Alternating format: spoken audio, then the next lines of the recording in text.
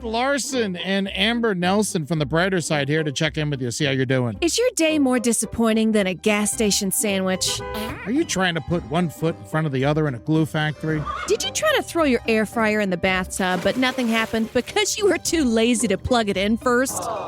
Then the Brighter Side podcast is for you. Oh, yeah! Each week, we take nasty, dookie, stupid, dumb, stinky, no good, doo-doo factory, boo, caca-like topics and try to find the brighter side. Hey, Amber, what's the brighter side of waking up chained to a bed in Russia? At least they have free health care. That's right. So start your weekend off right every Friday with the Brighter Side on the Last Podcast Network. You beautiful babies.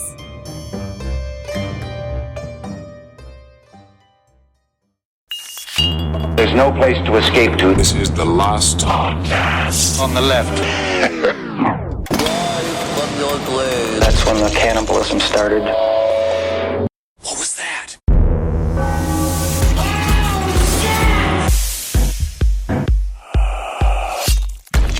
Yes, I finally found a reason. I don't need no excuse. I got this time on my hands. You are the ones to abuse. Yes, I finally found. That's the song. That's what he should have used. And you know what? I'm fine with that song. Won't you touch me and touch me? Yeah, touch, peel, stand. It's like, it makes sense. Whoa. Because he did peel quite a lot of these guys. Yeah, he put him in. He let him stand too long in the fucking barrel. Is this legitimately the most peeling that we will have heard of in an episode? Because they go straight to the paring knives. There's a lot of peeling in this episode. Man, I'm trying to go back into the banks to see if there's like more peeling and something. Chop. I was watching a thing about the secrets of the Neanderthals. Oh, you've been getting into that one, huh? Did you watch that? I've not seen it yet, but They I've been had into it. secrets? They didn't keep them well. They were incredible gossips. Yeah, it's the tea behind Neanderthals. Did you know that Susie had sex with a rock? I knew that Susie was bad when she slept with that pine cone when she was with Actor. But they would break off pieces of rock to make a little thing, and they talked about how they would cut the meat off of a bone. Yeah. And there was like arrowheads, kind of. Neanderthals do something very similar to what John Bunting will end up doing with the slow peeling of bones. Mm-hmm. They do that, and they don't know why. They don't know why Neanderthals literally they find whole patches of Neanderthal bones that they would just like scrape the meat off the bones, and they think that they did some extravagant cannibalistic ritual, but they don't know why. Oh, so it's just secrets, no answers? Yeah. You don't have the answers to Neanderthals. Man, that's why we need Netflix, man. Take up the time, you know? Yep, passing the time. Welcome to Last Podcast on the Left, ladies and gentlemen. My name is Marcus Parks, here with Henry Zabrowski. I'm the real old grunge Henry Zabrowski. Ow, my wife won't come back. I will say, I want to say thank you so much to the positive receptions we've gotten from last week's episode. But I will say I have met now, thanks to our commentary last week, several live superfans. And live superfans are specific. Yeah. They are a specific group. I definitely got one being like, how dare you make fun of live? My polycube drowned in a river. Like, stuff you're like, what? Like, you survived? Like, it sounded like they watched their polycube drown from the banks. But the live is very specific. Mm-hmm. Like, once we headed into throwing copper slander, never mind Alice in Chains slander. Yeah. Which you did. I didn't slander. It's okay for me to think that a band is fine. Yeah. What's the big fucking deal? It's Alice in Chains. I told him he hasn't gotten to a big enough fight with his wife yet to understand Alice in Chains. It's a great name for a band. It's a great name for a band. Yeah. It's totally cool for me to think that a band is fine. And live, it's like, I mean, I see what you mean. It's a very melodramatic band. Very melodramatic. Very melodramatic. And I can say that objectively, that it is a melodramatic band. I agree. And we have the objective Ed Larson with us. How you doing? Happy Mother's Day, everybody. Happy Mother's Day. Oh, fuck. It's the Mother's Day special. Oh, yeah. Oh, great. So we want to talk about last week. I feel like it got a little... It was 2 weeks ago. 2 weeks ago, but last episode, we're timeless here. We stand out. We're here. We're forever on the internet. It doesn't matter. But last week, I think we got into sort of the intensity and lack of schedule of John Bunting and Robert Wagner and their series of murders. Last week, what we realized was like, it was like the contents inside of these barrels. Sure. The episode was really about the melange of a slurry. What's that word? A melange. Is that a real word? It is. Yeah, I vouch. I vouch. Okay, good. It's sauce. It's a food-based term for human semi-melted in a giant barrel. So when you look inside this barrel, which John Bunting loved to do, you would see feet and fingers all flopping around in a big kind of, I would probably say, unpleasant juice. And that's what last episode is. And so this episode is really about spilling that barrel out, Getting a ladle in there. playing with the toes, looking to see who belongs to what. And that's where Marcus takes it. Yeah, and I definitely did my best in the last episode to try to make the timeline as cohesive as possible. But it's extremely difficult. It's extremely difficult just because of the inconsistencies of the witnesses that were left alive. Unreliable narrators. Unreliable They're narrators. usually on heroin. Yes, exactly. was. Yeah, and not necessarily, I mean, like unreliable narrators, not on purpose, just because they're fucked up individuals with drug problems. Yeah. And we'll also later get into the forensics of everything, which also made dates, times, causes of death very, very, very difficult. But this Sloppy. but this one is definitely a little more linear. So when we last left John Bunting and the rest of the Snowtown Murders crew, he had just murdered Elizabeth Hayden, the wife of a lesser accomplice named Mark Hayden. The exact motivations are unknown, but it's most likely that the reasons were twofold. First, John Bunting just didn't fucking like Elizabeth. Yeah. And his near decade-long murder spree had devolved from a mission to kill pedophiles to an easy solution to rid himself of a person because they were a problem to him personally. Believe me, and if you hear it one time, you hear it 10 times. Every single time I go out to kill a bunch of pedophiles en masse, and I mean this. Yeah. I end up just like, I'm at the thrift store, I'm buying a pastry and stuff. I'm like, what do I Buy pastries at the thrift store? Well, no, I'm like next to the thrift store in the pastry area. I go, I look at the hats, and I'm like, what was I trying to do today? Oh, yeah, I wanted to kill all those pedophiles. Yeah. And so, yeah, it's easy to get distracted. It's easy to get off course. Yeah, you're just sitting there putting spikes in a bat, and you're like, 10th spike in, you're like, why am I even doing this? Why am I even doing this? I'm ruining a perfectly good bat. I could kill a pedophile just with the bat. Yeah. Yeah, you don't need the spikes. But no, it's one of those things, where the normal person might say like, I could kill him. That fucking asshole. But now he's killed a bunch of people. Yeah. Now he understands, I actually can kill them. Yeah, I can do it. I like doing it, and I will do it. Well, the second reason that Elizabeth Hayden died, possibly, is that 6 of the Snowtown crew's murder victims were being stored in barrels in Elizabeth Hayden's garage, decomposing in a slurry of hydrochloric acid that wasn't quite doing the job of dissolving flesh and bones they'd expected because they had used the wrong kind of acid. It's the brown kind, dude. Now, wouldn't that put her in their cool book? Well, that's the thing. From what I can tell, Elizabeth was under the impression that the barrels were full of kangaroo corpses that Bunting and crew said they were planning to grind up and turn into pet food as a little side hustle. And you know how much more shall pay? He looks ground up kangaroo.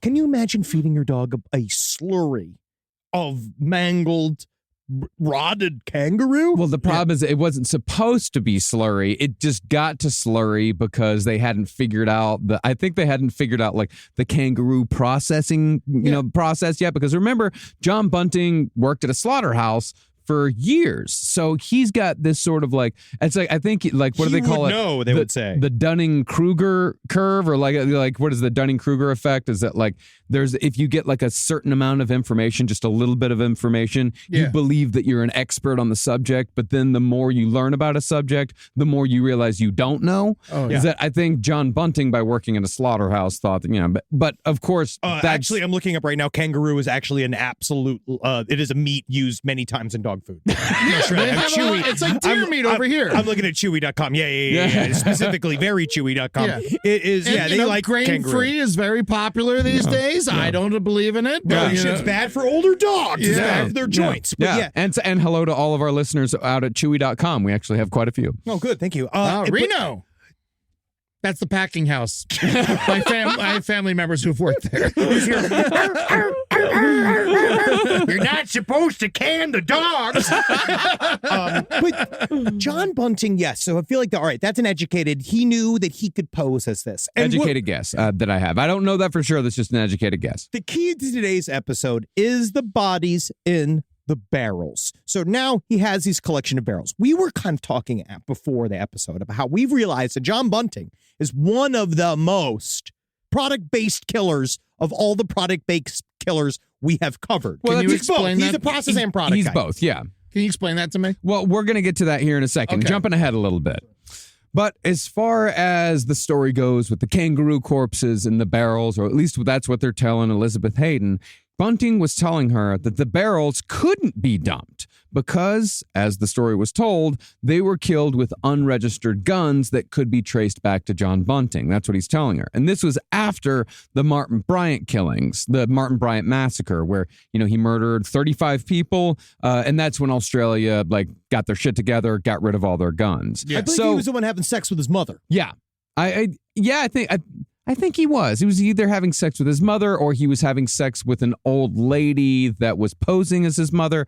There's a lot going into Martin Bryant. There's a lot to unpack there, and we're going to be doing that sometime in the future. Happy Mother's Day. Happy Mother's Day. Sometimes a mother gives the gift that keeps on giving.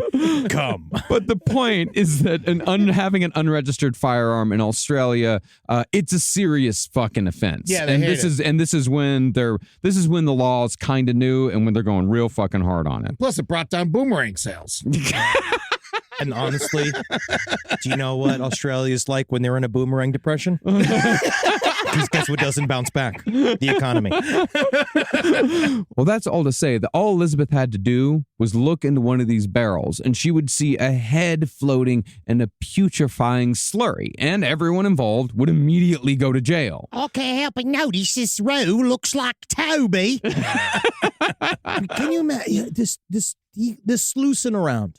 Right, these barrels are now going to get moved from place to place, and they are juicy. Like, that's one of those that I can't. This just shows. I got an email about the boredom of the small towns and fucking and shenanigans in small towns, and how people just learn to accept so much in a small town because everybody's right on top of each other. I've been telling you this for years. Yeah. This is exactly how that's why I was talking in episode 1. It's like, I know these people. I know these situations. I know, I grew up in a town of less than 400 people. All this shit is normal. I wouldn't trust anybody. In my mind, the idea, I have to vet somebody to watch my dogs. I can't imagine leaving an unmarked series of absolutely leaking barrels in a car in my driveway for a very long time. I just feel like it's very obvious. And the way everyone kind of were like, it's fine, it's fine, is very strange. They just remembered 98 was the year it kind of stunk a little bit. Remember? 98. Real stinky year. Real stinky year. Wow. Yeah, I remember that year. Now, on the night of Elizabeth Hayden's murder, John Bunting instructed Mark Hayden to take Elizabeth's sister Gail out for a drive. Because remember, all these people are all living in the same house. Yeah. And while they were out, Elizabeth was captured, tortured, murdered, and placed in a barrel like all the others, marking body number 7. Now, I'm not entirely sure of the order of things here. What? Do you ever see the movie Fatal Instinct? Yeah, when she cooks the rabbit. All I can think about is when they go out while they're disposing of the body and they're chopping up the body, they're going to put it in the barrel and they're all listening to live over and over and again. And then when they go out and it's just like, dun, dun, dun, dun, dun, dun, dun, dun, dun, dun, and he's buying her shoes and stuff, and they're getting ice cream and they're going out to watch a bunch of kangaroos get decapitated, having a fun little day out together, and then coming back and just being like, one less lady in here then. Now, I'm not entirely sure of the order of things here, as it goes with much of this story, but it seems like this murder was committed with the full knowledge of Elizabeth's husband, Mark, because when he was shown the body of his dead wife stuffed in a barrel, he laughed. But it is unknown if this laugh was out of mirth or nervousness. Well, it depends on the laugh. Wow, that is my wife in there. You see, that's nervous. Yeah, If you went like, also suspicious, but if you looked at it and went, Yeah, a light chuckle maybe. that's also weird. Yeah. That's demonic. You know, Yes. real loud laughing, that's compensating. Sure. Going, I always wanted her to be in smoothie form. She was always ahead of her time. No! But either way, Mark definitely knew she was dead, and he did not report her missing. And it was only after her brother reported her disappearance did the police get involved. But by the time investigators finally got a warrant to search Elizabeth Hayden's home, which was where the bodies had been stored up till that point, John Bunting had already arranged for the barrels to be moved, although they were not moved to Snowtown just yet. See, Bunting had been absolutely enraged that Mark Hayden hadn't kept the situation with his missing wife under control. Bunting had done the same song and dance as before by recording Elizabeth's voice during torture and playing those recordings when people called her house. And that had worked every time. They all bought it. That's why the investigations took so long. Mark was also supposed to push the angle that Elizabeth had taken off with a new boyfriend, as she was known to do from time to time. But he was never able to convince Elizabeth's brother that this was the truth. Therefore, the report was filed and the investigation progressed. I'd love to get an email from somebody who actually knew somebody that was like this. They were like, oh, she went away with a new boyfriend, or like how popular are these people? What do you want? What do you want to know? I know people like that. Yeah. Elizabeth Hayden, God love her. Yeah, You know, she's a special lady. But the fact that there were so many guys bawling this woman out, fantastic. And I don't know how it happened. They just were everything. Guys are so busy. I get. See, that's the thing is that Why that's are these guys so busy? Also, the idea of someone just fucking off for a couple of days, that's so, like, I'd call the police after like 12 hours. no, because you are married to a reasonable woman and you live a reasonable life. That is, you live a responsible life in which people don't disappear for days at a time. These people don't live that life. Yeah, it's full chaos there. Yeah, Cool. and everyone, I think a lot of people operate under the assumption that only attractive people fuck. And No, I know that's not true. Yeah, that's not true at all. I fuck. Yeah, well, but that's the thing. You're cute and you've got a personality. Yeah, you know, you got a little je ne sais quoi. Yeah, I like it too. I like a kiss. I like a hug. But that's the thing is that people that are extraordinarily unattractive. Well, yeah, it's not about the attraction. It's more just they're so busy. Yeah, well, that's the thing. They're not busy. That's the point. That's why they could do anything. Yeah. If you're busy, you have a structure. If you're not busy, you can go missing for 4 days and no one asks any questions. Wow, that sounds cool. And no one's It is kind of cool, but it shouldn't.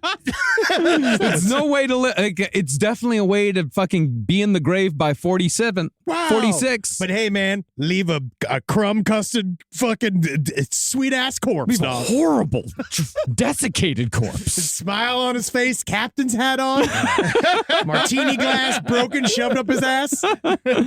Loving life.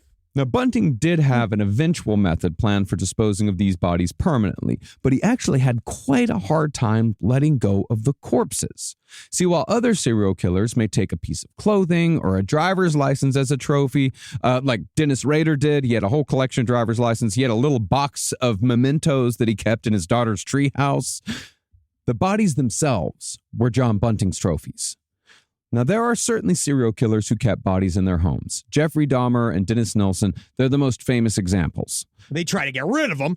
Yeah, I But mean, it took a long time. Dennis Nilsen slowly but surely tried to get rid of his bodies, but he loved them very, very closely. Dahmer tried to get rid of his too. Slowly but surely. Also barrels. Yeah, brunch.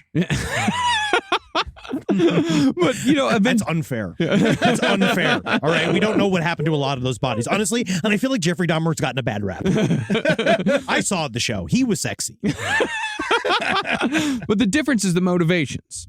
Dennis Nelson and Jeffrey Dahmer's motivations for keeping the bodies around, that's a deeper, more pathological motivation. For them, it was done out of a desire for companionship. And once those bodies reached a point where they were no longer recognizably human, then they got rid of them. It's hard to fuck them. Yeah. No, it's hard to sit on the couch and pretend that person is alive. Well, even serial killers at some point hit a taste wall. Yeah. At some point, you're like, every one of them go like, no matter what, they get an ick about something. Yeah, weird. Yeah, they really At some do. point, they're just like, ugh. Like, it's probably like, they probably have Jeffrey, there's probably several corpses that Jeffrey Dahmer, like, there was that he favored. You know what I mean? That there was a couple. There was some that he sucked until there was just barely like as gross. But you know, there was a couple that even he had this sort of like beer goggles on, and then after they were dead and they were all prostrated out, and then they're ready to be like, be serviced, and he's just like, Jeff.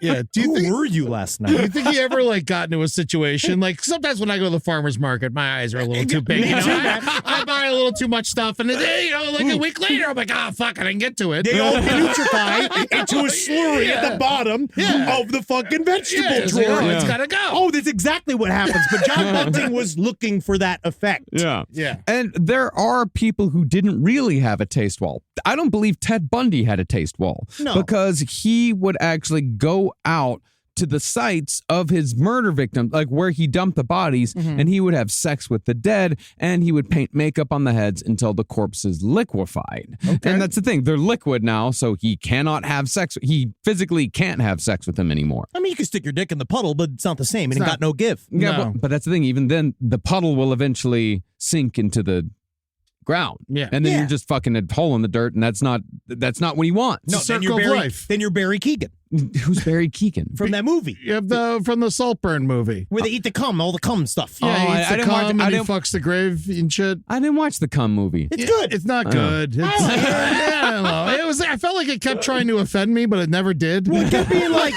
it's weird. As it kept going, I was like, show more dick. Suck his dick. Like, that's kind of how I felt. Being like, why are we acting like it's so fucking like naughty or whatever? Just suck his fucking dick. Yeah. Guys suck dick all day. Yeah, they love it.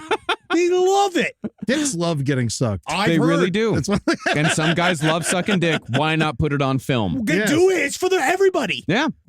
But for Bunting, the bodies were but for John Bunting, the bodies were something that triggered a fond memory of what he considered an accomplishment. I mean, a very literal trophy. Because he thought, he was given the excuse that this is about the illegal guns, is that I don't want people to know. Like, that was like, I think in his head, what he even talked about maybe with Robert Wagner, what he talked about those other guys, because he was the one that was truly obsessed with the corpses and the barrels. I don't know. Wagner would also open them up and giggle at them. Because that's the funny thing. Think about how sick Wagner was, because he didn't have a fucking sense. He had a sense of smell. Yeah, he did. Yes. Yeah. Because, I mean, that is the thing about this series, too, is that, like, Robert Wagner sort of fades into the background until the murders happen. Because, like, John Bunting is the guy that, we're definitely following the most. He's the philosophical center of their little gang. Yeah. And John Bunting is just sort of the guy. Like, I mean, it's think back to like the analogy I made or the comparison that I made. He's Debbie Harry, and Robert Wagner's the guitarist from Debbie Harry, who's just as important to Blondie, but Debbie Harry is more recognized for Blondie. Chris Stein? Are you saying that Robert Wagner is the Chris Stein?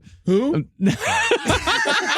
No, it's Beavis and Butthead. Yeah, It really is. It's Beavis and Butthead, where, John Bunting is Butthead. He's the one who has the ideas. Mm-hmm. He's the one that, gets Beavis to go along. Beavis is just there. And, and Robert Wagner is the guy that's just kind of following, loves doing all the same shit. Yeah. Is down for it every time. Yeah. Cornholio. Yeah. He's the Cornholio. Robert Wagner's Cornholio. Yeah, every once in a while, he does go ham. He does Cornholio.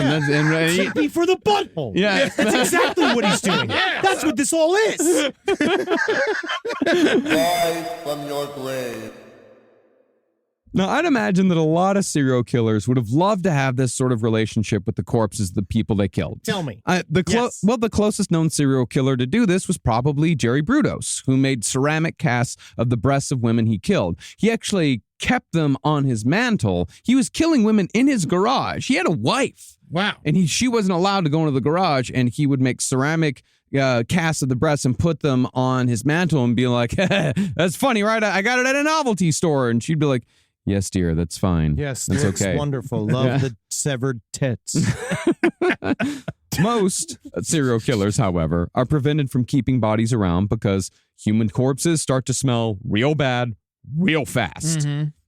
This attracts attention. And most people, even serial killers, That's what I'm saying. yeah, have an evolutionary revulsion to the smell of rotting corpses of any kind, no matter it's human or animal, because our bodies are saying, don't eat that. Yeah. How long till we start to stink? Like 2 days, 3 days? Oh, you start to stink pretty fast. I imagine in the sun in Australia, you stink a little faster than you would in other places. Much faster. I love the. This is gonna be great. This is gonna be great for my fucking algorithm. But how long does it take a dead body to smell? But it also has to do with it's more It's actually more humidity than it is heat. Oh, okay. Yeah, 4 to 10 days. 4 to 10 days. Yes. Oh, so you get some time. Yeah, you got plenty of time. Yeah, you got a little bit of time. A long weekend.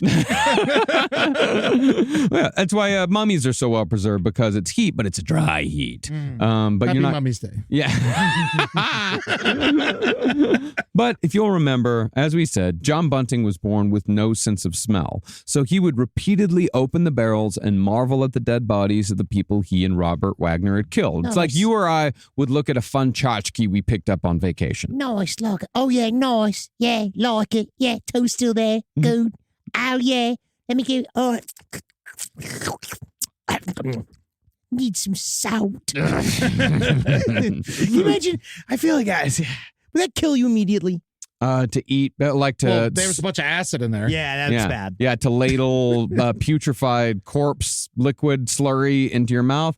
Yeah, you're going to get real sick and you might die. But what about the thing where you stomp on the corpse's belly and the fucking gunk comes up to the top and you fuck it? Would you eat What does it? that have to do with Mung. any of this? Yeah, I think that's not like. I think Mung is kind of a wives' tale. Are these not? This is not like, because it sounds like this is a Mung distillery. This is like a brewery. They for weren't Mung. selling any fucking soup or anything. They were just keeping it and looking at it. Yeah. But hey, people home brew beer and they don't drink it at all because it'll probably poison them. Yeah.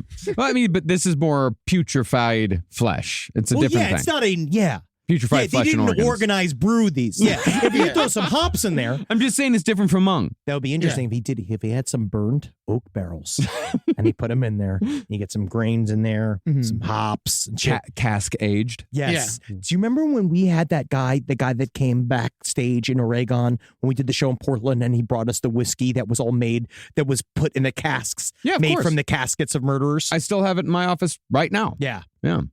It's fun. That's gross. I took a shot of it. It was fine. Maybe if the barrels were clear, he wouldn't open them up so much. That's why, like when you go to the nature company, you get a shark in a jar. That's great. You don't open it. You just sit there, you look at it, you enjoy it. Because they didn't think it was going to be on display. Yeah, that's the thing. Anyone who goes into the garage is going to see the body in the barrel. He needed a decorator. Yes. But once it became obvious that the cops were going to knock on Mark Hayden's door at any moment because of the disappearance of his wife, Bunting had to devise a way to move all the bodies to temporary locations before he could find a sort of safe house where he could have both a private kill room and a place to enact his final plan for disposal. Now, as it turned out, Mark Hayden had a broken-down Land Cruiser in his front yard. So 4 of these leaky barrels were loaded inside the cruiser, which was then towed to a town 2 hours north of Adelaide to property owned by friends of Bunting's, a couple named Ann and Dennis Cordwell.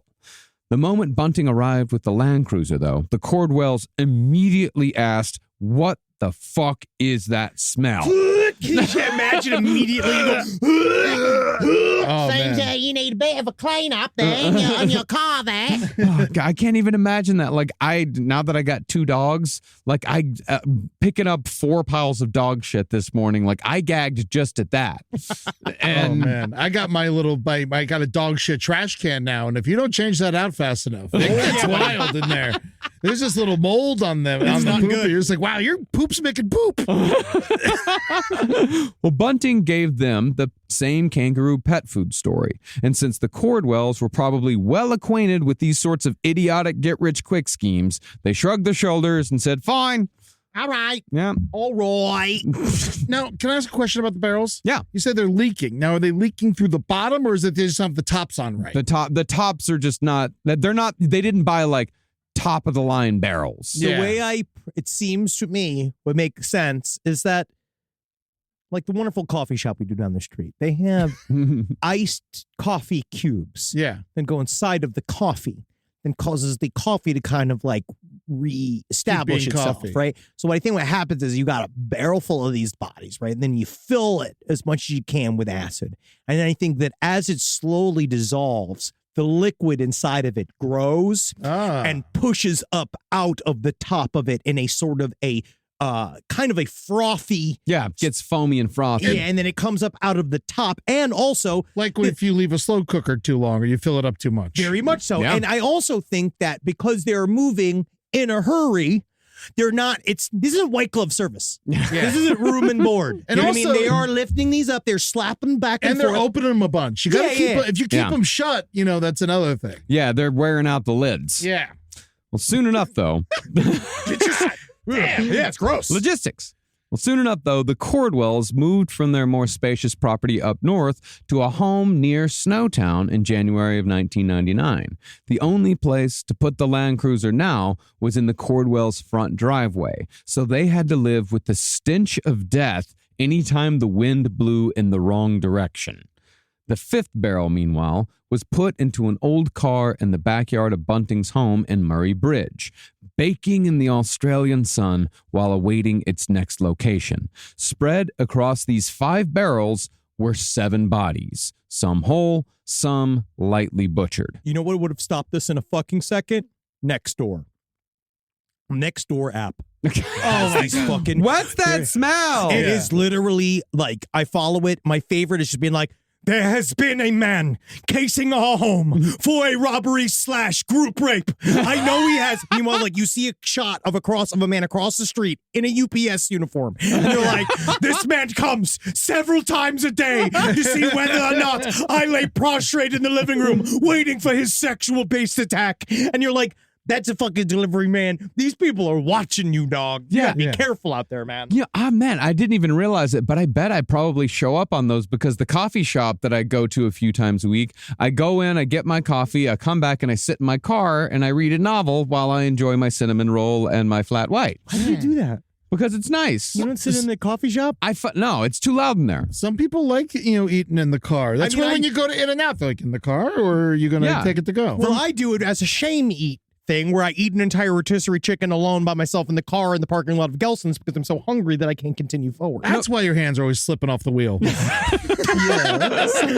You noticed? For me, my car is like a sacred space. Like, I love my car. Like, the inside, I think it's a Texas thing. You're in your car so much. But yeah, my car is my safe space. It's my You were in sacred New York space. for 12 years. Yeah, but man, I mean, that shit gets in your DNA and doesn't come out. I lived in Texas for 22 years. I think that you've become Subaru sexual. Super sexual? Subaru sexual. I'm not sitting in my car hard. I'm reading a fantasy novel and eating a cinnamon roll. Sounds hard. Yeah, what kind of fantasy?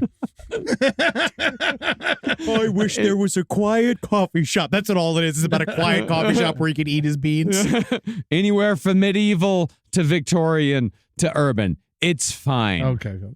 Well, meanwhile, Bunting searched for a new location where he could store all of the barrels together in a private place. Okay, hang out. Let's a party. Yeah.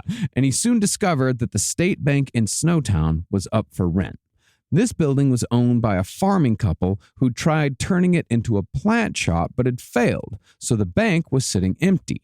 The farming couple, however, had not removed the large metal front doors, nor had they removed the bank vault, which gave John Bunting and the rest of the Snowtown crew the perfect place to not only store bodies, but to kill victims. It feels like when the Ghostbusters found the firehouse. This place is great. We should stay here tonight, to try it out. So, John Bunting contacted the owners of the Snowtown State Bank building and told them that he wanted to use it to store cars, motorbikes, and various automotive parts for repair work. After agreeing on $60 a week in rent, John Bunting and Mark Hayden signed the lease, and soon after, Bunting had a locksmith change the locks on the vault. Now, once the barrels were in the bank vault, the entire place smelled terrible, even after they filled the place with air fresheners. Oh, it's going to be worse. It has to be worse. It's so much worse. Because, we all lived in New York. We know what happens when a mouse dies in the walls. Dude, I just had one happen. Yeah. And no matter how many air fresheners you put out, it still just smells like air freshener mixed with decomposing flesh. Oh, yeah. One of the liquid shits I took after New Orleans. Have you ever sprayed that spray? Like, oh, it's a poopery on top of that, man. That's Ancient Orange. That is like, it's sickness. Yeah. That smell, that poo-poo smell mixed with the air spray It smell smells is good. When it's your own, though, it's nice. I don't know. I sit in it. I love it. I'm just like, Sometimes, yeah. sometimes I listen, my poo-poo smell, I'm like, Yeah. if this was being read by a psychic, they'd think 9/11 was going to happen again. Like if someone decided to feel like they needed to scry through my post-New Orleans shits, they'd be like, I think the economy's going to tank. See, I'm in there. I'm shitting, and I'm just postmating low main. Doors open. Come on in. It's time to replace the great replacement theory. But eventually, after Bunting and Wagner spent a fair amount of time opening barrels and giggling at the bodies, Bunting Which probably more like, yeah, that's exactly. Beavis and Butthead. Yeah. Wow. Bunting conceded that the barrels couldn't stay in the bank vault indefinitely because the stench was so bad that you could smell it from outside the building, like through bank vault walls, through the outside walls of the building, and like you're standing on the sidewalk. It's like something smells like shit. Yeah. don't you ever think maybe it's kind of like we've opened up a stank store. People could come buy stank. I'm a businessman. I ain't even a man, really. I'm a bastard. The plan they devised was to remove the bodies from the barrels and individually butcher them so the bodies wouldn't be so much of a tight fit, lest the lids pop off. Then they would cover the bottoms of the barrels in cement and drop them in the ocean. Get more barrels. Why did they, at any point did they not get more barrels? Look, I think they might have had.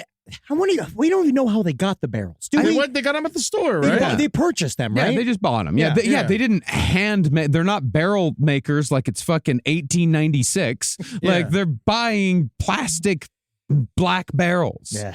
Now, getting to work almost straight away, Wagner opened the barrel containing the corpse of Troy Yude and began the grisly work of cutting all the flesh away from the bones and dismembering the body. Bunting, meanwhile, made sure he was the one to cut off Yude's testicles, which he then stabbed repeatedly. Yeah, doing the I'm stabbing his balls. I'm so good. Look what I'm doing. Yeah. Where did this information come from? From Jamie Vasilakis. Oh, Yeah, okay. Yeah. This was all done in the presence of Jamie Vlasakis. There we go. Who, if you'll remember, was another lesser accomplice who was never completely comfortable with the whole murder-torture thing. Remember, Jamie, Baby Spice. We've got John Bunting, Scary Spice. Robert Wagner, Sporty Spice. Interesting. Well, basically, Jamie was under John Bunting's complete control and didn't know how to escape. Yeah, because he found that every single time he didn't like somebody or they did something that they felt that they went across purposes or they felt that you were going to snitch or they felt that you had any real knowledge about the crimes but were not necessarily involved in the crimes, you end up murdered. So he knew that he was so close to being next. Yeah. But even though, if you'll remember, Troy Yude had molested Jamie as a boy, Jamie wasn't all that jazzed about watching Robert Wagner hack away at the body of his half-brother. So Jamie went to the Cordwell house to take a shower. Yeah. Now, Jamie, of course, smelled like a low-quality slaughterhouse, but the Cordwells just assumed that Jamie had been cursed with this funk because he'd also got caught up in Bunting's kangaroo pet food scheme. How nice is this Cordwell family? They just are, at some very point, nice you become people. just lazy. There is something else right. going on. You're Yeah. like, all right. Fine. Fine. Whatever. Does it kind of stink a little bit? Yeah, but so do you. Oh, you shut up. You shut up. Jamie, however, he did still participate in the welfare scam in which the Snowtown crew cashed their murder victims' welfare checks. He was benefiting from all this. And Jamie was, in fact, the one who seemed to be in charge of keeping the payments flowing. Oh, he was the Treasury Secretary. Jamie was the one who forged signatures for victims Gavin Porter, Troy Yude, and Gary O'Dwyer, although he did once accidentally sign his own name to a check. Oh, man. Fuck! Oh, no. Oh, fuck! All right, I'm just going to do it. I'm just going to send it in anyway. But to keep the payments going for Fred Brooks, Jamie had to physically check in because he'd missed a filing deadline. Now, hear this. This is such a funny stupid side quest. Yeah, this was definitely not in the movie. No, this is not in the movie. Well, once he was in the welfare office, Jamie, as Fred Brooks, told them that he had schizophrenia, which was why he was late with his papers. And you can tell because of the giraffe I rode to get here. And the fact that I'm just a collection of shards of spirits, I'm an ice lord, and I know the government is going to make me a gay puppet for the prime minister. All right, so there, have it. Can I have my money, please? Oh, man. Imagine how awful a sketch comedy show called Schizophrenia would be. Oh, God. Yeah, I love schizophrenia. And just people wallowing around their own piss and shit. It's comedy. It's comedy. It's written by Jean Genet. Yeah. The problem was that the government then demanded proof of his mental illness, so Jamie had to go to a doctor and fake schizophrenia. Apparently, though, Jamie was a good enough actor to pull this off. There's no way. There's literally no way that he's not doing He Daniel got Day. the doctor's note, dude. I think the dude was just like, all right. Another example. yeah. I think it was just like, fine. Fine. The payments flowed once more, and since Jamie was now listed as a schizophrenic, he only had to check in every 3 months instead of every 2 weeks. Why do you? I just don't understand why. That doesn't make sense. If you have something as debilitating as schizophrenia, I feel like that's calling for more checkups than less checkups. I agreed with that. Right? Yeah. Because you're like, why would you? What means it? Why is it laxer because you have a mental disease? Well, I guess they assume that, like, you can't get your shit together every 2 weeks, but you can get your shit together every 3 months. I think if you got diagnosed as a schizophrenic, they might want you to get your shit together every week. Yeah. They might want you to maybe have some organization. You need a planner. Yeah, and You need a checkbook. It's not like he has a wall calendar. yeah, You know, like- yeah. Or he's getting fucking alerts on his phone. Like, yeah, every 3 months he's gonna forget again. Of course he is. He's got schizophrenia. Well, he actually doesn't. Yeah, but I'm saying in real life. Well, meanwhile, police had not given up on the investigation into Elizabeth Hayden's disappearance. They'd found her purse, a bank card, wedding rings, plural, and dirty clothes in a garbage bag. This was enough to kick the disappearance up the ladder to a possible murder, and more officers were assigned to the case as a result. I'd like to note that they say in South Australia, it's slow going. Yeah. Right? It's an easy, as we're seeing. I think a lot of these things it's interesting how they manifest in a fairly, I would say, chill part of the world. And so these guys are like kind of an anomaly. A lot of people are kind of just going along to get along. These guys are a bunch of fucking monsters that sprung up in this very kind of slow moving town. The Adelaide police and all these people around the area, they move real slow. Yeah. And it takes a long time for them to build a case. So it is interesting that they committed the majority of their crimes as they were already being investigated for their crimes. And it took some time for them to slowly put this together because they wanted to have a rock solid case. Well, not necessarily. I Because mean, they watched them. They know that they're taking money from dead people from ATMs. They've been watching them for months. well, no, they did that once. Like after Vanessa Lane, Yes. Vanessa Lane, And then like they had the many, spotty like, surveillance. years before, and they had spotty surveillance for like a month. Yeah. And then maybe 2 months, and then they stopped watching them. Yeah. And then it wasn't until a little bit later that they did start. It wasn't until actually right now, right before the last murder, that they started watching them. And additionally, with Bunting and Wagner back on the scene, speaking of Vanessa Lane, her disappearance was given another look because they had completely forgotten about that one. It was found that Bunting and Wagner, who were close associates of Mark Hayden, whose wife had gone missing, they had been withdrawing welfare checks from the bank accounts of people who had all supposedly left town suddenly and mysteriously. And it works for 1, Mhm. 2, 3. But once it gets to 4, 5, 6, 7, then it gets suspicious. Yeah. And off the strength of that, investigators got permission to monitor Bunting, Wagner, and Mark Hayden's phone calls. Police dubbed them the Three Amigos Dude. after the extremely lighthearted comedy. Oh, yeah. Which one's Martin Short?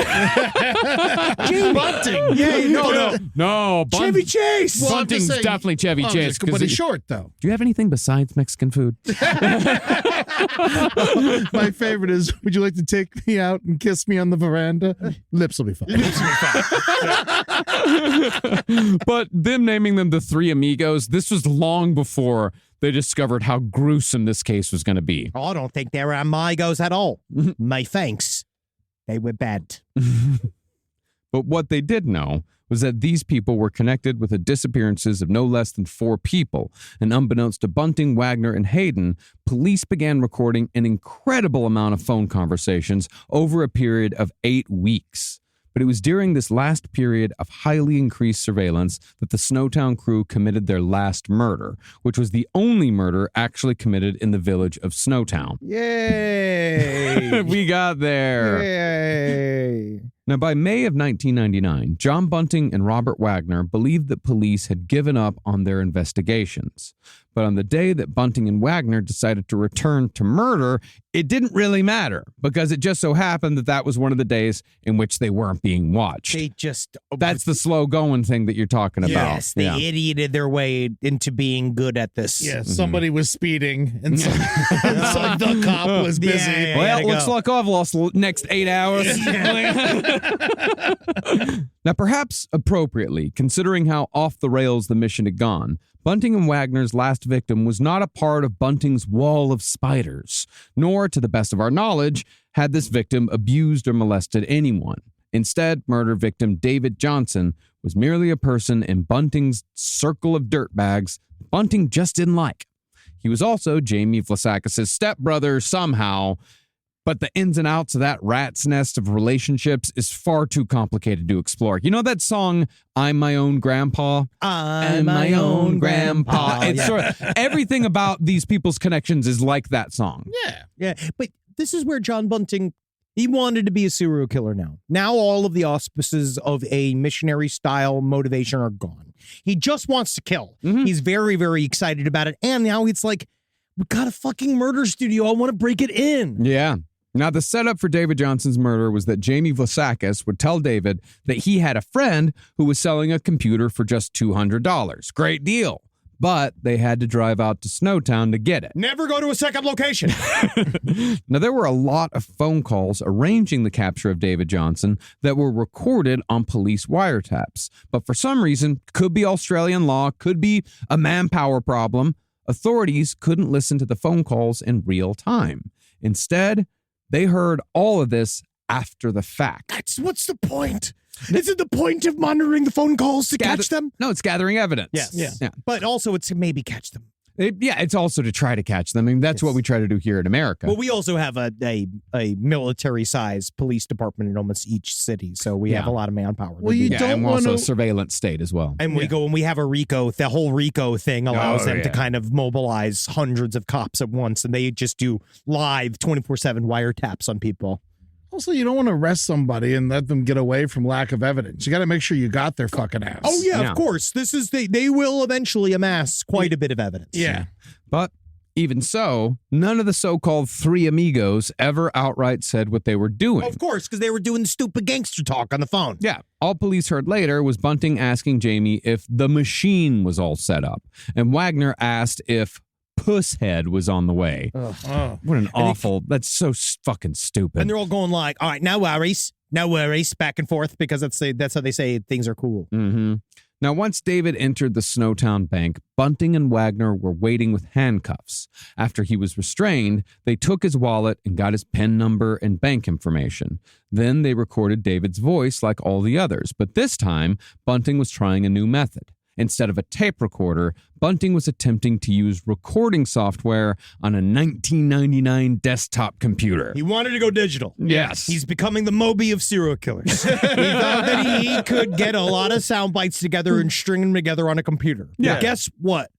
He's not good at it. No. He was bad at it. He did not know how to put together a bunch of sound bites correctly onto a computer. If it ain't broke, don't fix it, man. I feel like he was so... This is his escalations. This is his version of like, we're going to make this into a sustainable murder factory. Yeah, the future is now. The future is now. But from what it sounds like, Bunting used the computer to record countless names, numbers, phrases, and words that he would later try to edit to create sentences like, fuck off, piss off, shithead, why are you phoning me, your mother's a whore, and so on and so forth. At least it was something to keep him busy. But once the recordings were complete, Bunting and Wagner popped their well-worn copy of Lives Throwing Copper on the CD player and began the torture, using most of the same techniques they'd used before. But this time, while Jamie and Wagner were out at the bank testing David's PIN number, David almost escaped. After getting himself free, David and Bunting got into a scuffle, which cracked a couple of Bunting's ribs. But when David went for a knife, Bunting overpowered him and strangled him to death with David's own belt. But now that they had their own kill/disposal room, Robert Wagner got straight to work butchering David Johnson's body inside the Snowtown Bank vault. But just as Jamie was holding the corpse's leg while Wagner cut at the knee, who should walk in the front door but their friend Dennis Cordwell, the same guy who stored the Land Cruiser. He's just dropping by just to say hello. Yeah, he just wanted to come say hi, see their new venture. He's very nice. Yeah, he's extremely nice. And then you probably heard the throwing copper from outside, and he was like, oh, it's my favorite album. How I got to go with it. Hey, you guys like 7, marry 3? Yeah. I can't believe they never bought another CD. They did not go for anything else. What a perfect time There's for those fucking Specs in Adelaide. Yeah, I can't believe it. And by 1999, I think Secret Samadhi's out by that point. Yeah. I think Secret Samadhi came out when I was like 13, because I remember that was the day that I bought that CD was the same day that I set that dumpster on fire. 1997, it was definitely out. Yeah. Lacani's Juice was right fucking there. Yeah, get Marcy Playground, something. Oh, it smells like sex and candy in here. It's not a good song. Not a good song for the environment. Bad. Yeah. Well, now that I think about it, 1999, they're listening to Fastball. Like, Primitive Radio Gods. Whoa, they're Ray Sugar Ray. The Way? They're like, every morning as I fade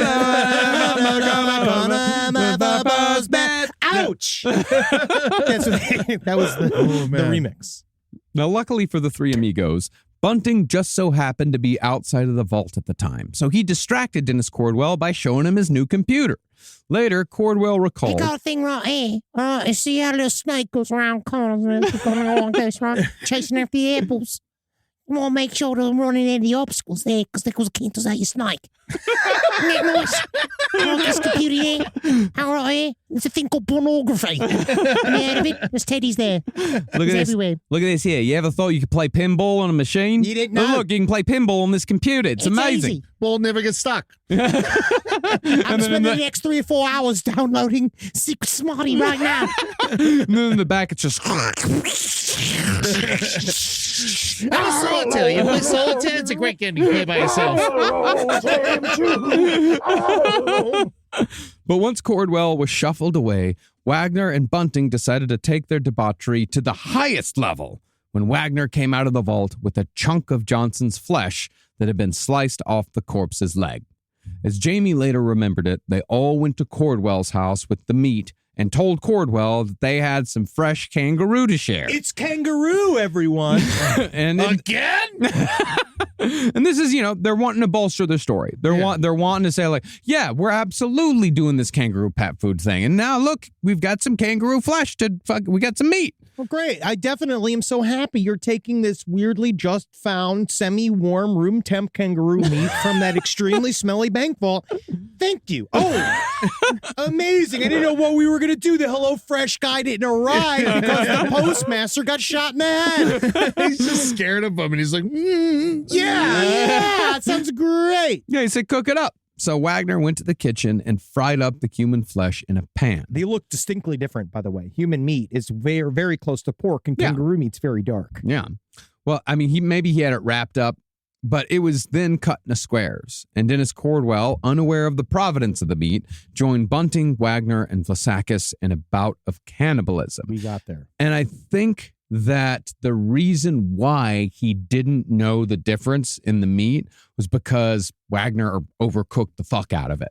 He tried to hide that this is not kangaroo meat. We need a meat thermometer. Yeah, that's how I avoided overcooking chicken for the last several years. Yeah, me too. Oh, I use a meat thermometer every time. Yeah, pork, I chicken, steak, Yeah. lamb. get that Chef Paul's magic seasoning. It'd make anything taste like fish. Nothing I like better than a big fucking brown lump of meat. I'm gonna pull out my fucking long ass meat thermometer and I just bury that fucking thing deep in the center of the brownest, biggest, wettest fucking loaf fucking beef I can get my hands on. A marron. That's the only thing I fucking give a shit about. You are becoming a better cook. Thank you. Well, to explain away David Johnson's disappearance, Bunting told Jamie to spread the rumor that David Johnson had gotten a 13-year-old girl pregnant and was now on the run from the police. Bunting also tried editing the recordings he'd made on his computer of David's voice, but soon found that editing is actually quite a difficult skill to teach yourself that takes years to get right, as both Rob and I know. You know, you can't just torture strangle a bunch of sound bites out of just a person. You need to leave room. And it's also important for that. Do you have a condenser on there? No, it's extraordinarily hard to edit voice. And especially on a 1999 computer, 1999 software. Like, it's like, have you ever seen that the clip of that guy going, dootin' dootin' doot doot doo, oh, whoa, and he's showing the guy, and it's really hard? No. I've never seen it either, but I don't watch editing videos for fun like you do. It's way back in the day, and it's going to be difficult. In other words, it's very complicated software that an idiot like John Bunting is not going to be able to figure out. That's why you always get a backup on tape. Absolutely. Yeah. But it's also, it's a funny escalation because the tape recorders were technically working fine. Yeah, they were working just fine. Yeah. So, because that didn't work, Bunting had his mistress, Gail Sinclair, pose as David's new girlfriend to distract David's family. Now, David Johnson's real girlfriend was both devastated and somewhat incredulous that he had supposedly knocked up a 13-year-old girl. And she told Jamie Vlasakis that if David didn't show up or call her or do something within a few days, she was going to call the police. Now, this girl very well could have become a murder victim. But instead, Bunting had Jamie buy a prepaid mobile phone under David's former legal name, David Cheeseman. The phone number was then given to his ex-girlfriend, and when she called, Gail Sinclair, John Bunting's mistress, answered the phone. Yeah, John Bunting also could fuck like crazy, man. Yeah. She very matter-of-factly said that David was taking a shit and couldn't come to the phone, and then hung up. And then was like, that's it. Like, he wasn't. So I'll tell him you called. No, he was dead. Yeah. Yeah, but she's like, nope, taking a shit. He'll call you back. And then just hung up. But at the same time, police were slowly but surely, and I do mean slowly, catching up to the sloppiness of the three amigos. We are the three amigos. Amigos together we'll be. Good night, Dad. Yeah, I could just imagine these three guys. My little buttercup has the sweetest smile. Are you the singing bush? While driving around, you shot the invisible swordsman. Sorry, it's one of my favorite movies. It's like my top 3 favorite comedies. One of my favorites. Yeah, all jokes. Yeah. And every single joke is good. Of pinatas. Live from your grave. While driving around Snowtown, 2 detectives spotted Mark Hayden's Land Cruiser, which they'd been searching for ever since a neighbor had seen a group of men loaded up with something mysterious and putrid before towing it away. That Land Cruiser was still on Dennis Cordwell's property, and after being questioned about the disappearance of Elizabeth Hayden, Cordwell told detectives that the Land Cruiser had been brought to his property by John Bunting and Robert Wagner. Naturally, the Land Cruiser was covered in stains by the leaky barrels and smelled like decomposition. They're like, okay, we're on the right track here. Just fucking keep following this Land Cruiser. Just keep following Bunting and Wagner, and it's going to lead us to something awful. It's a fucking evidence machine, Yeah. is what they've created, that it just leaks proof. This vehicle, Cordwell said, had been filled with several rancid-smelling barrels, which had since been moved to the old bank in Snowtown. Now, once the cops pulled up, they were immediately overwhelmed, even from the outside, by the overpowering and unmistakable stench of death. With more than probable cause, they walked in and discovered 6 black barrels lined up against a wall on which knives, gloves, and handcuffs were hung above. And so, on May 20th, 1999, officers called their superior and said that they had bodies. It was 7 years after Bunting's first murder and 11 days after the death of their last victim. There's actually very interesting video online of them popping open the vault where you could see, because they did this thing where they had just taped garbage bags up to do it. And you see the cops like just slicing it open to go look inside, because it just looked like it looked like a guy's hangout area. There was like a man cave. It was like a man cave where they pictures of ladies on the wall. And literally, there was stuff like that. There was like their hangout. I think drinks, like literally like glasses filled half with like they were just hanging out on top of the barrels and shit. Yeah, it's fucking dartboard. Yeah. Now, the cops, on the instructions of their superiors, retreated from the building to plan the next step of their investigation because it was obvious that there was a small ring of criminals involved in these murders, and they did not want to fuck this up. They began searching Dennis Cordwell's property to see if he had anything to do with it. And while the only forensic evidence was in the Land Cruiser, they also found the dumbest, most edgelord note I've ever read, most likely written by John Bunting. It said, Lord, grant me the serenity to accept the things I cannot change, the courage to change the things I can, and the wisdom to hide the bodies of those I had to kill because they pissed me off. You almost like meant nothing, and then at the very end, it's like, I'm guilty. It's just it's a Spencer shirt. Yeah, it really is. It is that is. It's something you see in Hot Topic in 1999. I remember I had a shirt that said 9 out of the 10 voices in my head say don't shoot. Mm-hmm. I had one of those. I had one with like puffer, like white spots all over it, and it just said the same shit, different day. Yeah, that's great. Yeah, that's great.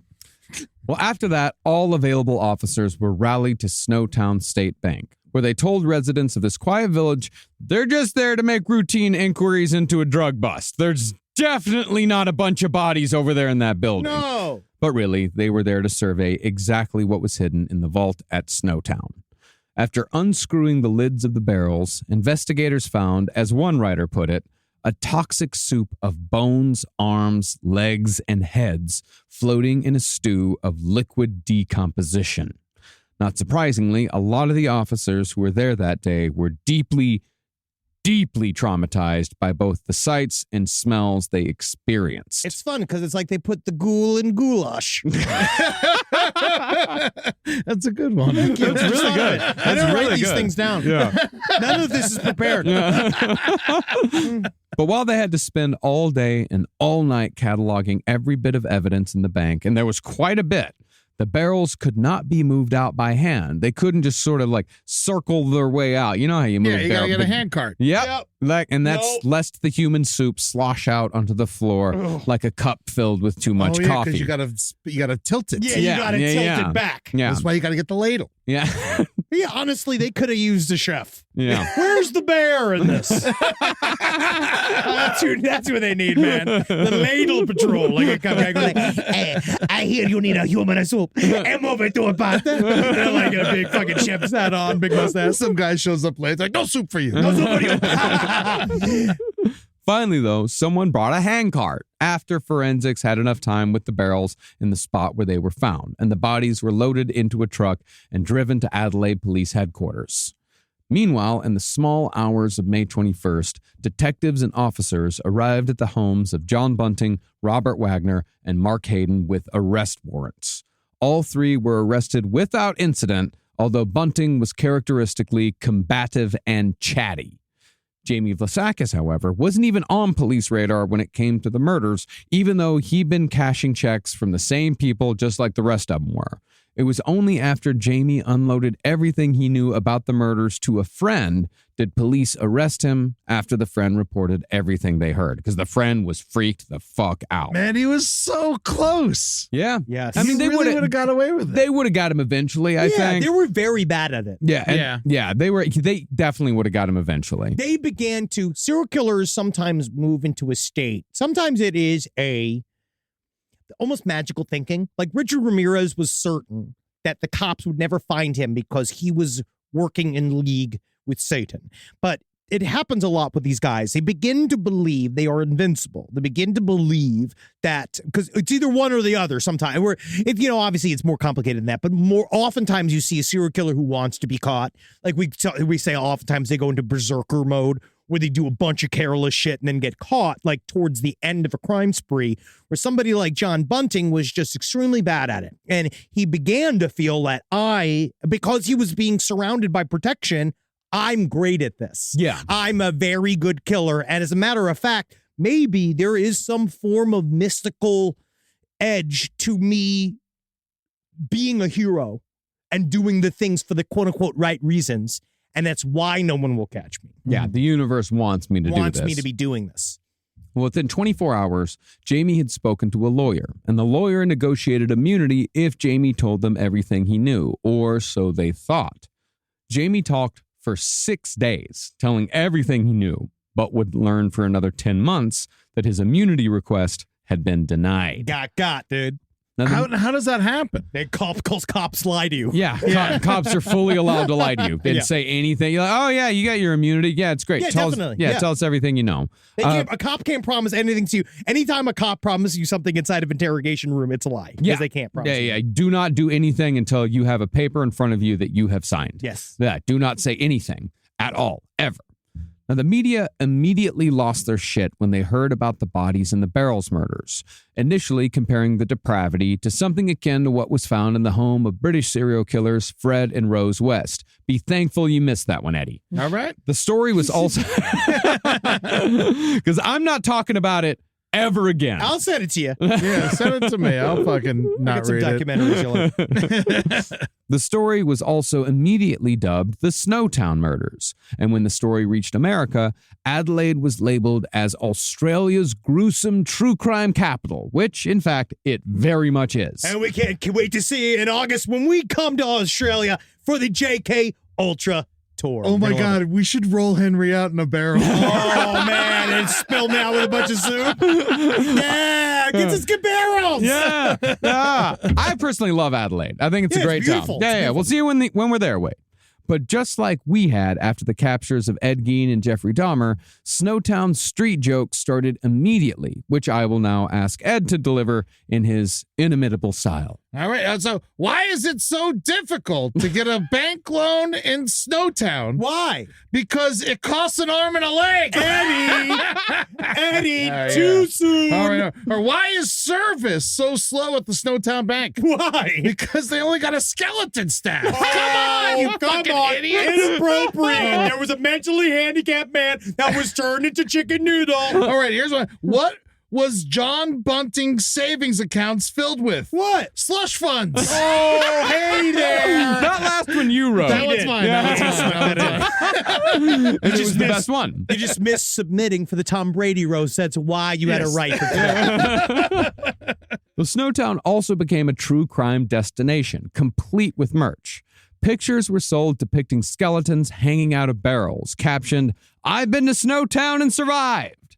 And novelty ceramic skeleton-filled barrels were produced with the label Snowtown SA. You'll have a barrel of fun.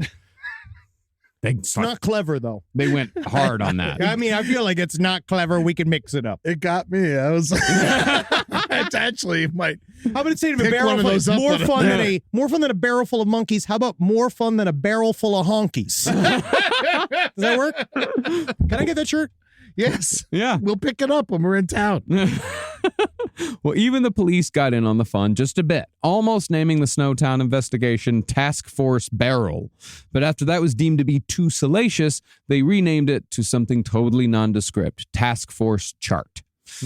Interestingly, there was also wild speculation that the bodies found at the Snowtown Bank were a part of a wider conspiracy of nationwide bank vault murders. What, to create a national chain of pedophile fucking chowder? And police departments all over Australia raided bank vaults for bodies. Snowtown State Bank, of course, was the only one used for this particular purpose. Yeah, it got the lucky. They're lucky. Yeah. Got to get that. Yeah, the bank has to be out of business to be filled with bodies and barrels. It does. True. Unfortunately.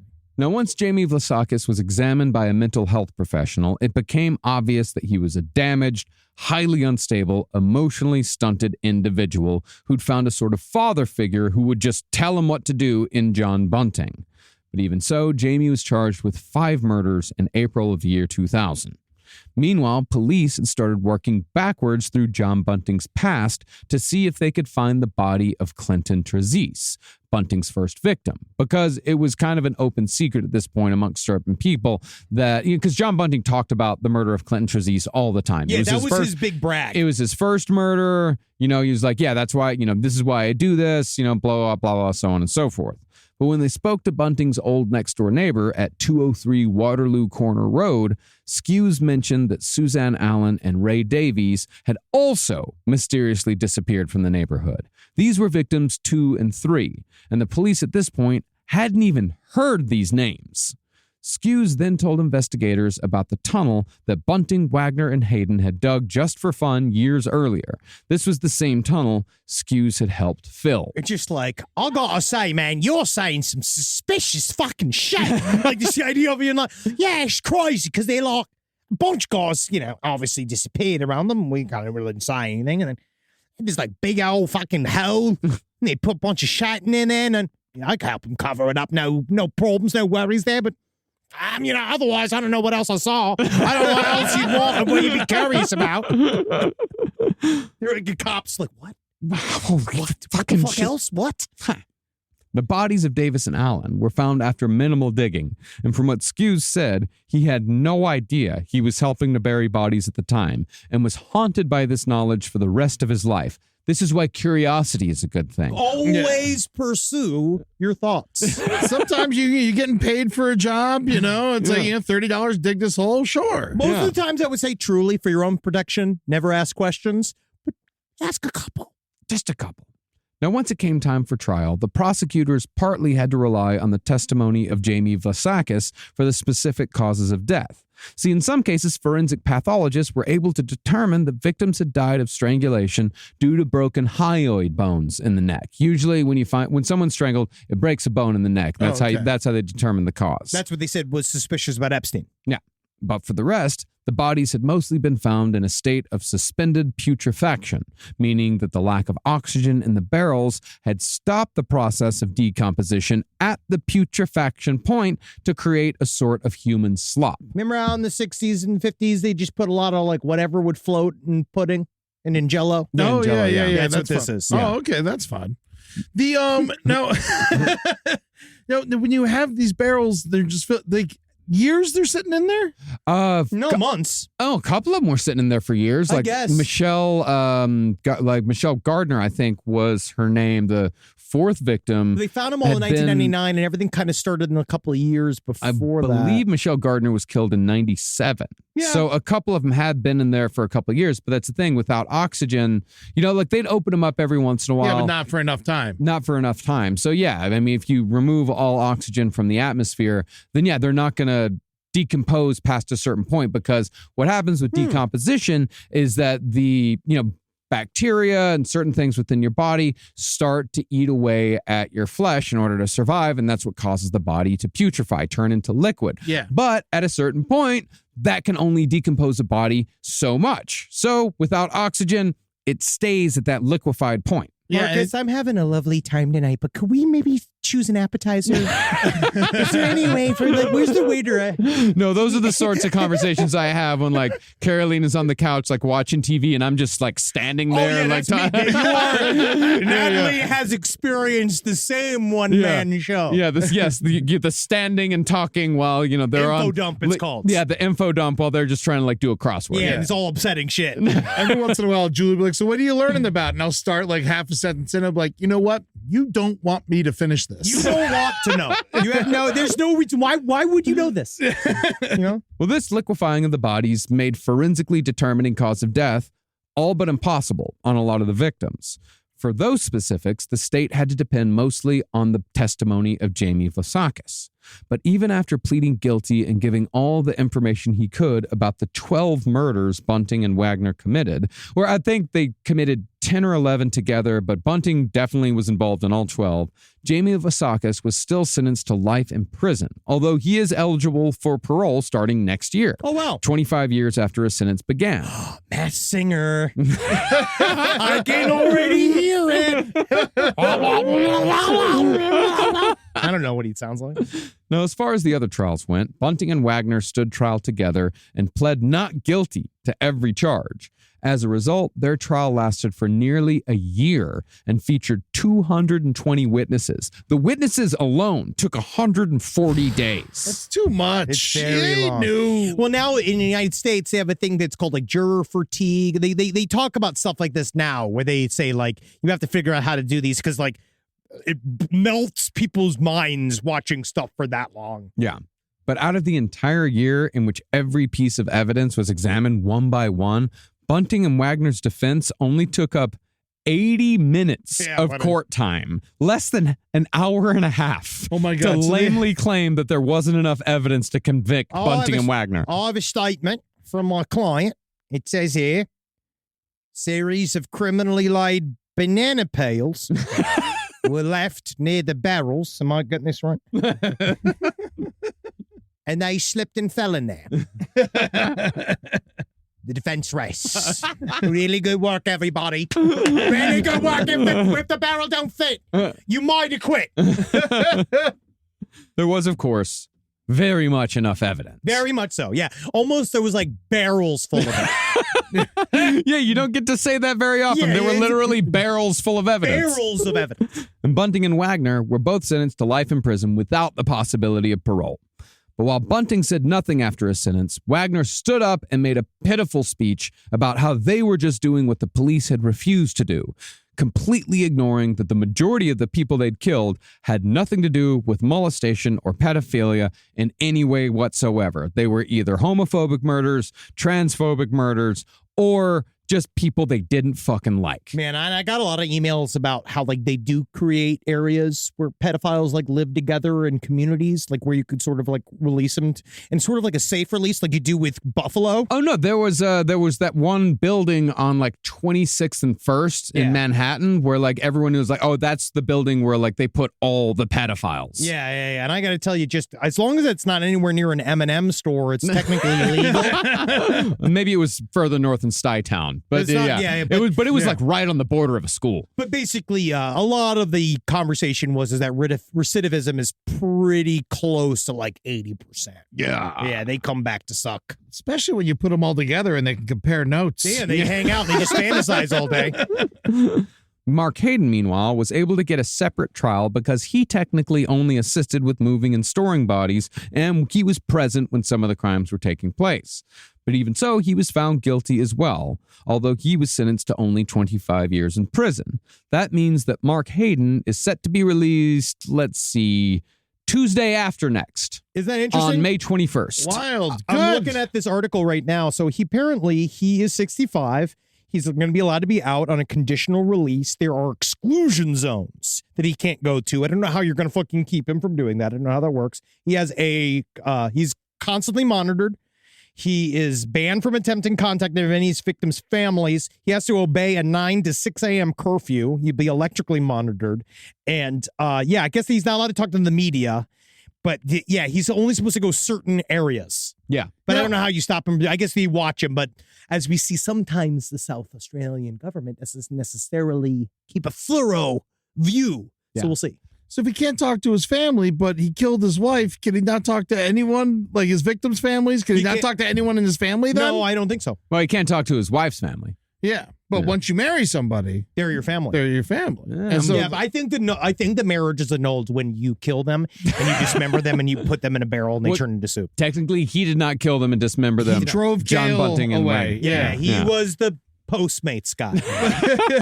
But he was involved in that murder, right? Yeah, he was. Yeah. So it's like he knew that it happened, but he only got charged as an accomplice. Well, you got 25 years. Yeah, crazy. Yeah, you got 25 years because he was like, he did help them move the bodies in the barrels from the garage to the car to the bank.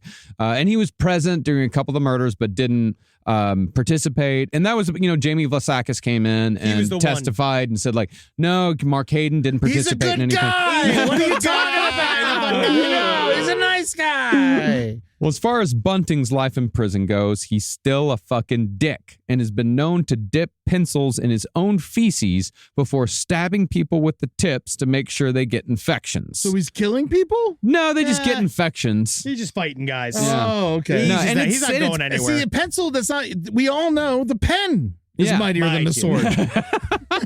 No, he's just pricking people. He's an asshole. Yeah, he's an asshole. Presently, he's turned his attention from pedophiles to prison officers and police as far as who he wants to murder.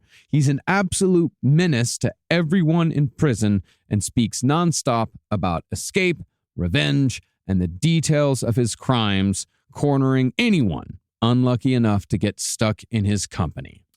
Wow. An unpleasant man gets his unpleasant end. That's good.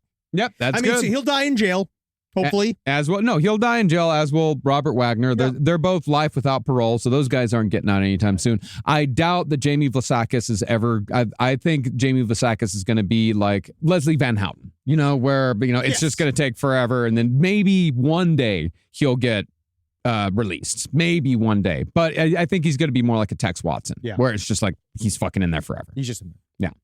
This is a great series. This is fun. I'm very excited. We're getting into some really cool territory next week. This is a topic we've been wanting to do for a long time. I'm excited we finally got into it. Pittsburgh Zone. I can't wait. It's going to be really, really fun. Go to patreon.com/lastpodcast on the left, and you can watch our bodies flop around on video. You also get ad-free bullshit. You see us live. Our live last stream on the left every Tuesday. It's fun as fuck. I think it's good. I don't care what you think. It's real good. I don't care what. So I'm doing plugs from now on. You fucking pieces of shit. How dare you define me? TikTok and LP on the left. I don't know what it does. We did get some passive income last week. Yeah, we did get some passive income. You can also follow us at Instagram at LP on the left and check out all of our live streams at twitch.tv/LPNTV. And if you can't watch any of that stuff live, you can watch it after the fact on our YouTube channel. And you can come see us on tour. We are coming to Australia. Oh, yeah. In August. We're coming to Adelaide. Can't wait. Yeah, and we're at Melbourne, Sydney. June 8th, Seattle. I'm sorry. I know you're talking about Australia, but, I just want to plug that one real quick. Get it out there, man. No, I can't wait to be back in Australia. We're going to have a lot of fun. And we're not going to kill any pedophiles, as far as I know. No. And don't forget about our other shows that are a little later in the year. We're coming to Washington, D.C. We're coming to Brooklyn. Yeah, baby. We're going to be doing a show at the Wiltern here in Los Angeles near the end of the year. And we're also going to be doing 2 dates in London in October, I believe. Can't wait. And we're finally going to be doing the long-awaited show in Reykjavik, Iceland, which I am very, very fucking excited for. So I know all you fucking Icelanders like to wait till the last minute. Yeah. But buy them tickets now and come on out to our show and bring Give us a warm lap. I can't wait to have some of them hot dogs, some of them lamb hot dogs. Flip me some puffin. They got some time, man. The fish don't pickle itself. No, they're not. And if you want to hear our new show on the SiriusXM app exclusively, go check out Last Update on the Left. If you already have the SiriusXM app, you also can get a 3-month for free membership if you apply, and then that's on y'all. That's right. And that's on y'all. And, happy Mother's Day to everybody. And available today on Amazon is my movie, How America Killed My Mother. So nice. it's moved on with it. So make sure it's a great movie to watch on Mother's Day weekend It's if your really mom's great. already dead. Yes. It's a great one. But also just go to howamericankilledmymother.com to find out other details on how to watch it on Vimeo. But yeah, it's available on Amazon now. Hey, congratulations. Yeah. That's great. And I just want to say thank you to all the MILFs that have supported me emotionally. They don't know that they have. But in every hotel room I go, and in every time Natalie's out of town, the MILFs that come around in this little box here are some of the most important members of this little community that we call Henry Zabrowski's the sexual MILF man. touch. Yeah, the MILF man when he comes. So I just want to say thank you to all the MILFs that just your wares and what you do for people. It's just when you shoplift and then you naughtily get searched for the items, you don't know who you help. So thank you for that. All right. So if you're a MILF out there and you're getting railed by a police officer, thanks. Security guard, please. Thank you. Hail Satan. Again. Hail the MILFs.